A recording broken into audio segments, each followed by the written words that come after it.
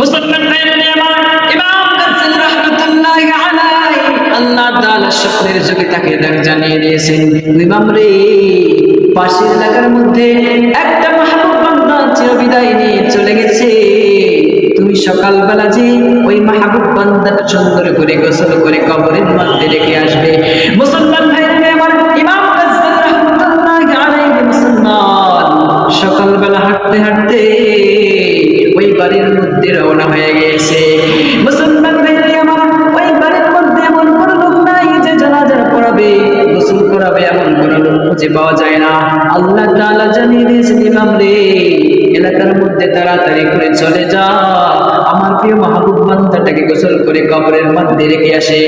ইমাম গাজ্জালী রাহমাতুল্লাহি আলাইহি যাওয়ার পরে লক্ষ্য করে দেখে, ইমাম গাজ্জালী রাহমাতুল্লাহি আলাইহি যখন লোকটাকে গোসল করতেছিলেন আর দেখতেছিলেন, হায় রে, কি সুন্দর করে ওই লোকটার শরীর দিয়ে মিশকের ঘ্রাণ বাহির হইতেছে।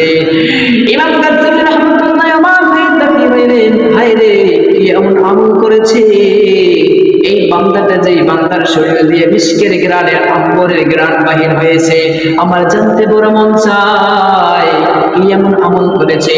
ইমাম গাজ্জালী রাহমাতুল্লাহি আলাইহি যে কোন লোকটাকে কাটিয়ের মধ্যে থেকে কবরের মধ্যে নামিয়ে নিয়েছে, লক্ষ্য করে নজর করে দেখা যায়, ইমাম গাজ্জালী রাহমাতুল্লাহি আলাইহি লক্ষ্য করে দেখে ওই লোকটার কবর থেকে মিশকের আম্বরের ঘ্রাণ বাইরে করে দিয়েছেন কে? মুসলমান